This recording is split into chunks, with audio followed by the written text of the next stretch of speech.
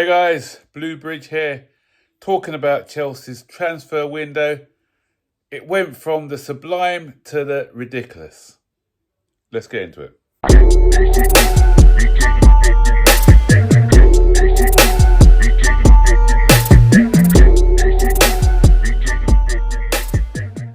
So, Chelsea's transfer window started off fantastic. Liam Delap wanted him. We thought of Newcastle, we thought of Manchester United. We sold our pitch to him. He wanted us. We brought him in as a striker after an impressive season at Ipswich. Tick. Then João Pedro, another Brighton one, I know. But he's proven so far to be an inspired signing. Had a fantastic Club World Cup, and he's hit the ground running in the league. In my review the other day, I said 3 goals. I'm getting myself confused. He's since he's signed for us, he's scored 5 goals. I think 3 in the Club World Cup and 2 in the league. So 5 goals in 6 starts. Great start for us. So long may that continue. So I'll give the directors a tick for that. Gerald Hato came in as an understudy to Mark Cucurella. Early signs is that he looks like a good player. Obviously he's young, so he's going to develop, and I think he's going to take the burden off Cucurella's shoulders, and for me it looks like a solid signing, so another tick. Esteval has come in, although we bought him the season before, but he's already hit the ground running, looks a fantastic prospect, tick. And we've also brought back Santos after a season-long loan, and we've brought in Gwenda, who's not going to be with us until the season after. And Isugu looks like, from the little bit we saw in the friendlies, he looks like a good deputy for Moise Caicedo. So I'll give that another tick. Gittins, the jury's still out on him. He's still a young guy developing. Is he an upgrade on what we already had last season? Last season we had Madueke sometimes playing on that wing. Is he an upgrade on Madueke? Still too early to tell at the moment. And we've also sold a few players, but what's happened? So it started off, as I said, quite well, but what's happened since then? It's just become the ridiculous. So from the sublime to the ridiculous, as I said, towards the end of the window, once again, the directors of football have let us down. They've showed their incompetence, and it's just become farcical in the end. Okay, the Xavi Simons one, I'm not sure, because I said, was that more media driven? I did a video about the way that Fabrizio Romano has been reporting it. So I'm not sure whether, as I said, that's media driven or Chelsea had a genuine interest. But if they did, they fumbled the bag on that one and allowed Spurs to come in and steal him. We bought in Garnacho. Again, the jury's still out on him. That could be an inspired signing, or it could be an underwhelming signing. So I'll wait until we see him play a few more games. I'm not going to say that the director of football have got this wrong, just because our fan base don't like him. I'll see what happens. But then we managed to finally offload. The thing is, before the Simons deal, that was dependent on the Cuckoo deal. We finally offloaded Cuckoo for I wouldn't say a decent, an okay amount of money, but then we didn't get the Simons one over the line.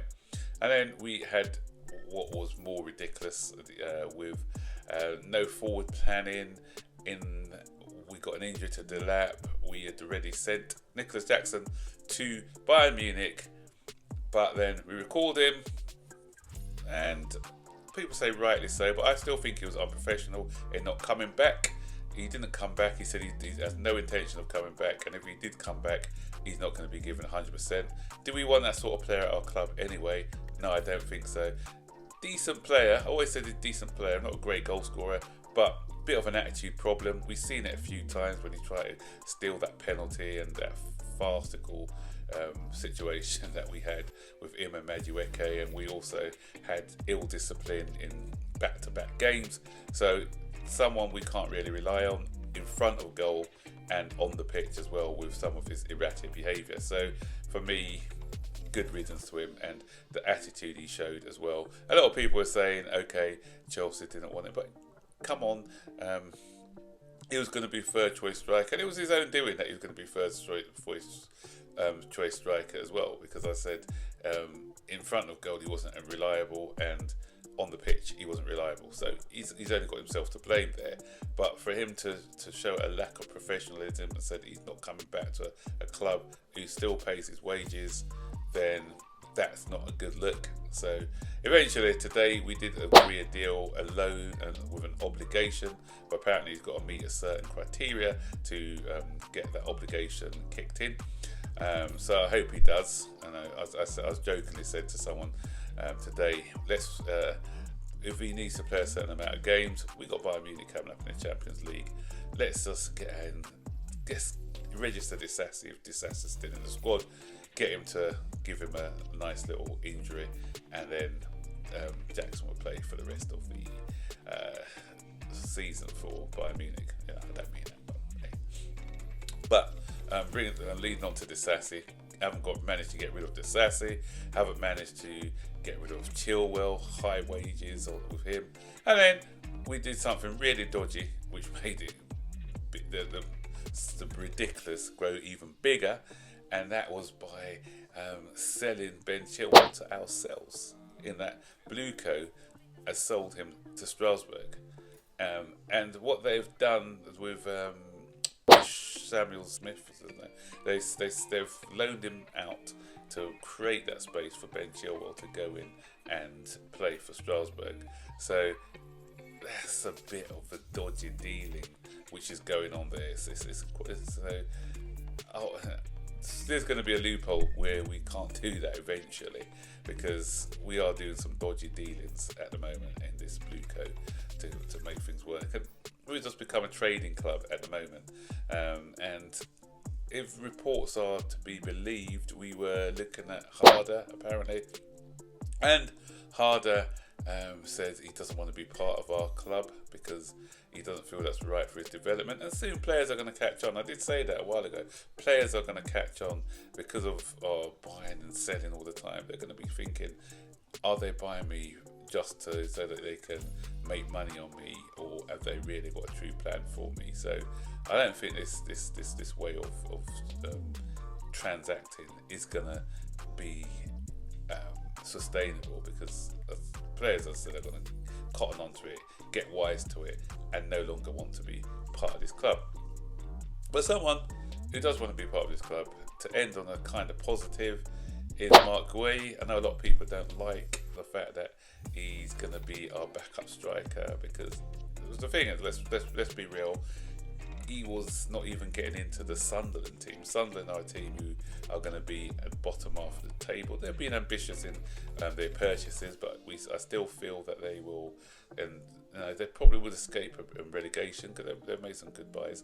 But I still think that they'll be in and up that sort of around the bottom half of the table. I can't see them in the mid-table. Could be wrong, but even them, he couldn't cement a place in that team. I think he scored a goal in the Carabao Cup, so they're going to be just playing him in cup games. So they've just bought Robbery from